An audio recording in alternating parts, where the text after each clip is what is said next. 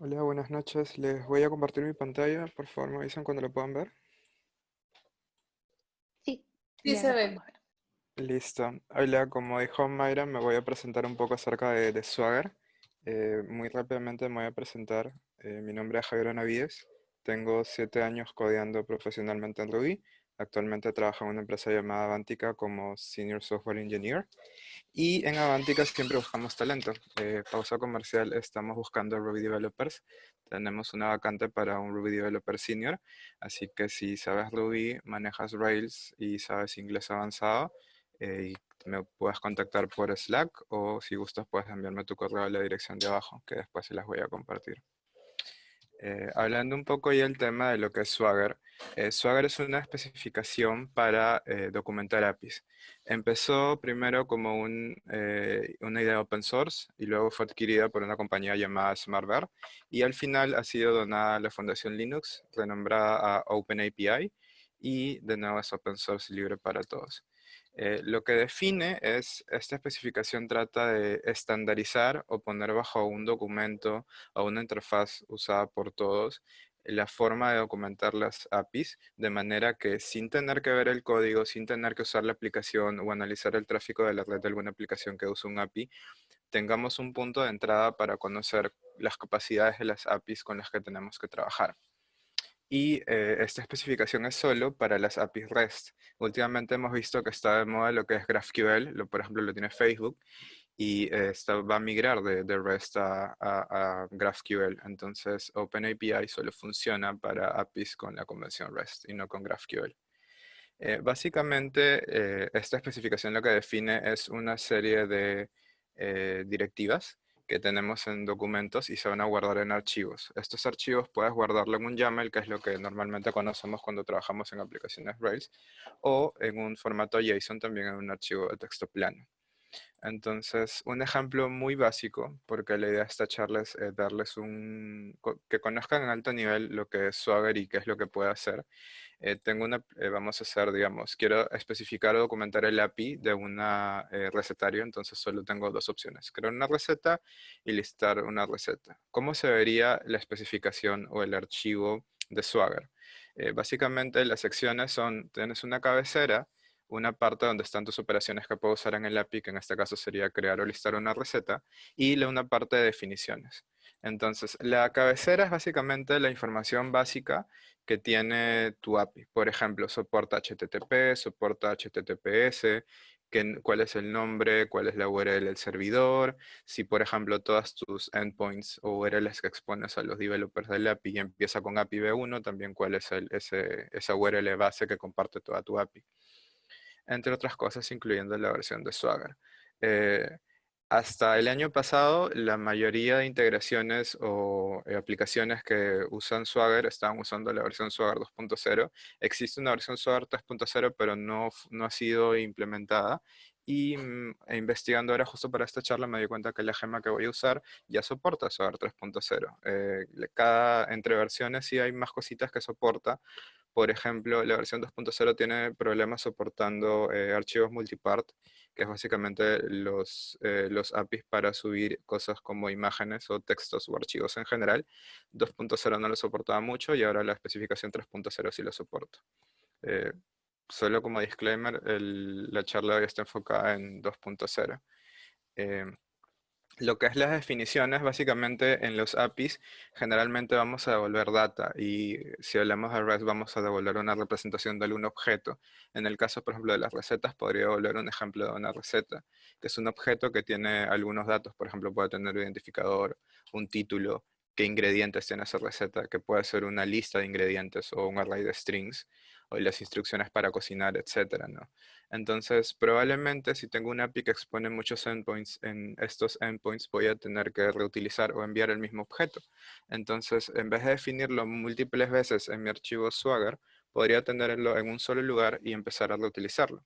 Entonces, ahí es donde nace el concepto de definiciones. Son básicamente especificaciones de los parámetros que podemos enviar al servidor o los objetos que nos puede devolver el servidor en una respuesta que se puedan reutilizar en los diferentes endpoints que empecemos a documentar. Y la última parte de las operaciones, pues es lo que hace todas las APIs, ¿no? Lo que hacen las operaciones con los verbos HTTP, que hacen llamadas GET, llamadas POST, llamadas PUT, etcétera, ¿no? Estamos viendo ahorita un ejemplo de un post en el cual vemos, por ejemplo, en la línea 26 es donde empezamos a especificar qué parámetros toma esto, qué parámetros tengo que enviar para poder en este caso crear una receta, ¿no? En este caso, si vamos a la línea 32, hace una referencia a la definición de la receta. Entonces, si nos vamos a la definición que está aquí en la línea 62, necesita un objeto tipo receta que tiene un ID, un título, una lista de ingredientes y una cadena con las instrucciones. Un get también es básicamente igual. Tiene la operación get, de ahí una descripción de qué es lo que está haciendo este endpoint, un ejemplo, un título. Produces es básicamente que puede devolver un JSON, un XML, texto plano quizás, y qué tipos de códigos de respuesta devuelve el API, ¿no? Generalmente cuando hacemos get 200 es un OK, te devuelve la data. En este caso devolvería de nuevo otra definición a un objeto de receta. O si por algún motivo falló algo en el servidor, pues va a devolver un 500 y devolvería otra definición, que es una respuesta del servidor ante un error, por ejemplo. Entonces, como demo, tengo una pequeña aplicación que he hecho, que estoy integrando Rails con Swagger. También buscando, tiene diferentes integraciones con lenguaje, incluyendo Java, C Sharp, PHP, Python, entre otros. Entonces, tengo una aplicación por aquí ejecutándose y en realidad es una aplicación solo por API y lo que tengo es libros con géneros. Entonces, aquí vamos a ver, tengo una lista de géneros y cada libro pues tiene su título y tiene una relación con el género. Entonces, viendo un poquito más del código, cuando yo quiero implementar Swagger en esta aplicación, lo hago a través de unas gemas. Entonces, la gema se llama RSwag API y RSwag UI. En la documentación, pues te dice que hay que agregarlas. Luego ejecutamos los instaladores, que esto viene en la documentación de la gema, y nos genera unos archivos. Nos genera dos archivos de configuración, de inicialización, los initializers, y un helper para mis specs. Y luego para development y testing, pues voy a trabajar y agregar la gema de RSpec. La gema de Swagger trabaja como un DSL encima de la gema de RSpec. Entonces, en esta integración tengo que agregar la gema de RSpec en la línea 47 y luego tengo que agregar la línea de Swagger, ¿no? Swagger trabaja encima de RSpec y no lo necesita como dependencia. Luego de esto y que ejecutamos los instaladores, ya básicamente estamos integrando, ya configuramos Swagger con una aplicación Rails. Lo que también te genera es este archivo helper. Y en este helper, por ejemplo, defino la primera parte de la cabecera, donde tengo la información de mi servidor, por ejemplo, qué URL tiene, cómo se llama mi API, qué versión de Swagger estoy usando, el URL del servidor, si soporto HTTP, HTTPS, y también puedo definir la parte de las definiciones, ¿no? ¿Qué objetos va a devolver o va a necesitar mi API como objetos de entrada y qué objetos de salida puede devolver mi servidor? No. También, como esto trabaja a nivel de RSpec, trabajamos básicamente en el folder de spec. Entonces lo que hace es, por defecto, te crea un archivo, una carpeta de integración, donde dentro empezamos a tener nuestros archivos para hacer pruebas de Swagger, ¿no? Entonces vamos a ver uno de estos. Por ejemplo, esto es básicamente specs en RSpec, pero con el DSL de Swagger. El DSL más o menos es lo que estamos viendo en pantalla. El describe, bueno, viene de RSpec, pero a partir de la línea 4 hacia abajo es casi todo OpenAPI, ¿no? Que son los operadores que nos exponen la gema. Es casi una relación muy básica con la especificación, o sea, si nos ponemos a revisar la especificación y lo comparamos con lo que estamos viendo en pantalla, es casi lo mismo. Entonces es un poco intuitivo en empezar a leer la especificación y tratar de plasmarlo en esta gema de Swagger, ¿no? Entonces, por ejemplo, estamos viendo en pantalla una prueba para listar todos los géneros de la aplicación. Entonces tenemos la URL que va a ser /géneros. Javier, Hola, hola. sí, disculpa, tenemos un problema con tu audio. Pensé que era yo, pero ya me contactaron. Está sonando un poco como distorsionado. A ver, dame un segundo, por favor. Está sonando tipo Robocop, algo así.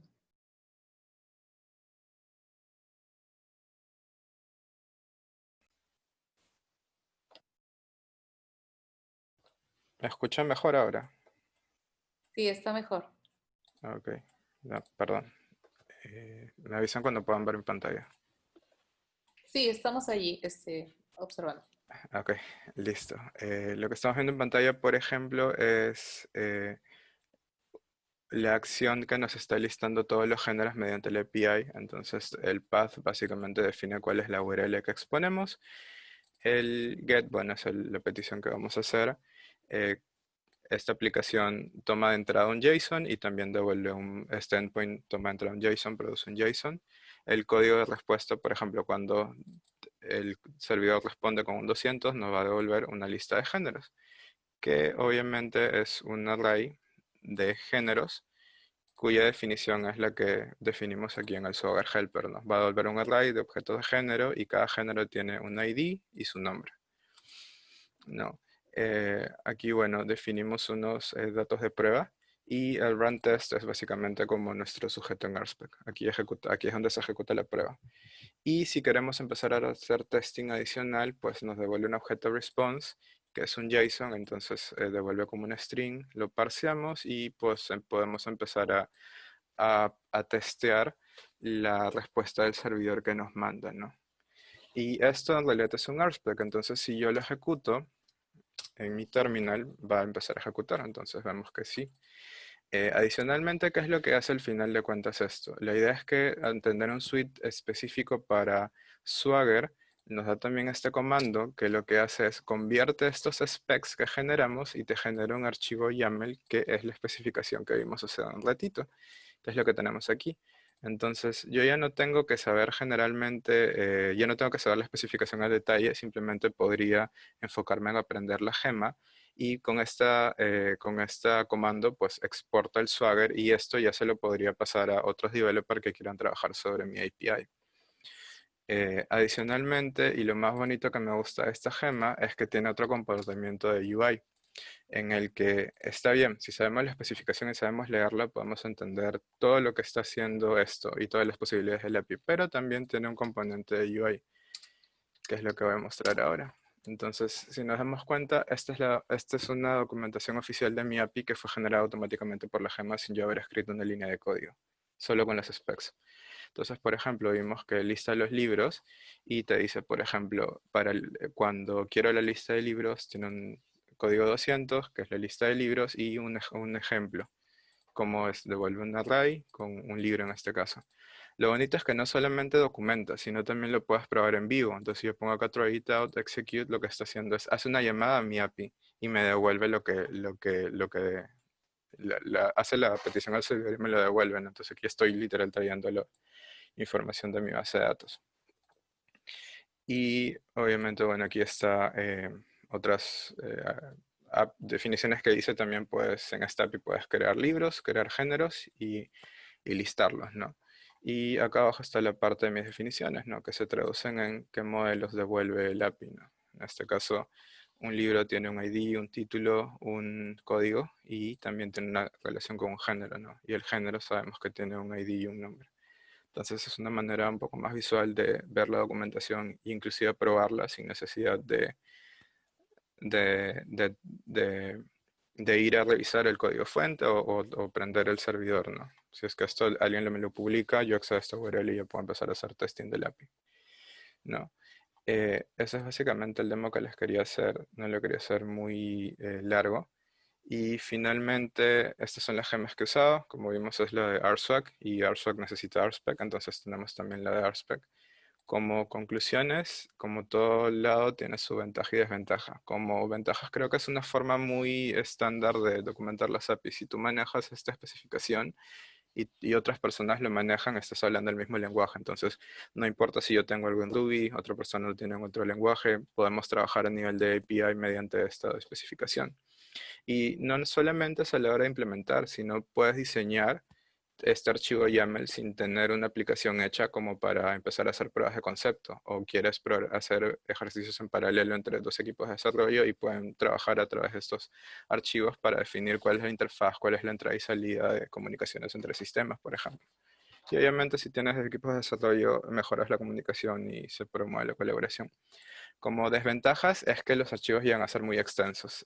Por ejemplo, documenté 3 endpoints en este ejemplo y me salieron unas 168 líneas de código, que para mí es bastante. Los archivos se vuelven bastante grandes. En proyectos pequeños se puede ver como un overhead o un esfuerzo extra porque es una suite al final completa de test, aparte de tus specs normales que tienes que mantener.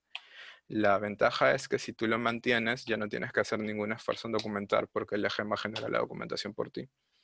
Y una de las ventajas es que la ejecución de los specs con la generación de la documentación son independientes. Eso quiere decir que si yo ejecuto mis specs y fallan, eso no quiere decir que no pueda generar la documentación, a pesar de que los specs fallan. Entonces eso quiere decir que mi aplicación no está bien. Entonces, esa es una de las limitantes, ¿no?, que he encontrado. Básicamente eso es todo. El código que, he visto acá, que has visto ahora lo subí en el repo que está ahí y las presentación la voy a compartir por Slack de Ruby Perú. En el caso ahí también dejo mi información de contacto, también estoy en el grupo de Slack Ruby Perú. Eso sería todo por mi lado. No sé si tenemos alguna pregunta o consulta.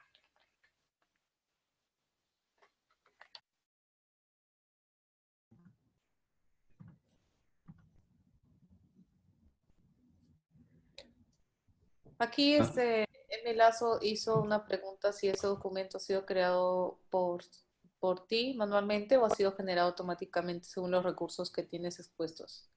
Eh, Disponibles, por sí, ejemplo, API versión 1. sí, ¿de dónde sale? Sale de mi helper, por ejemplo. Aquí defino que mi versión es 1 y mi swagger es 2. Entonces, en la combinación de lo que pongo acá en el helper con los mismos specs que empiezo a probar, es donde la gema, mediante el comando, me genera este archivo automáticamente. Entonces, yo no lo he generado la gema por mí, usando los specs que tengo más las definiciones iniciales que le he puesto a la hora de configurar la gema.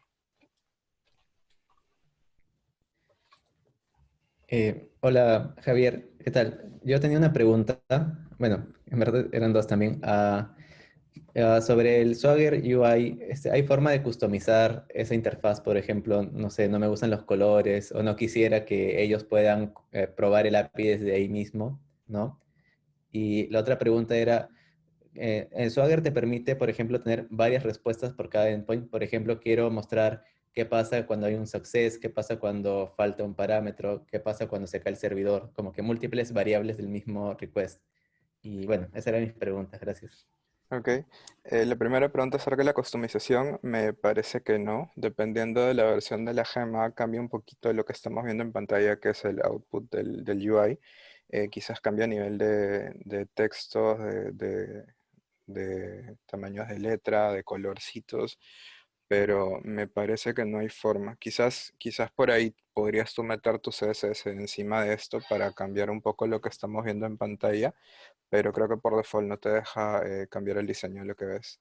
Y la otra pregunta es, sí podemos, si por ejemplo tengo un endpoint aquí de crear un libro, tenemos diferentes tipos de respuesta, ¿no? Por ejemplo, 201 cuando el libro se crea, pero ¿qué pasa si no encontramos un género a la hora de crear un libro? Pues también podría volver un 404. O si estoy mandando mala data y el servidor es una validación, me va a volver un 422, que es que mi respuesta no se puede procesar por problemas de validación. Entonces, sí puedo documentar los diferentes códigos de respuesta que me manda el servidor dado un API y cada uno listarlos con los ejemplos, si quiero, ¿no? Puedo llegar hasta ese detalle de documentación. Ok, perfecto. Muchas gracias.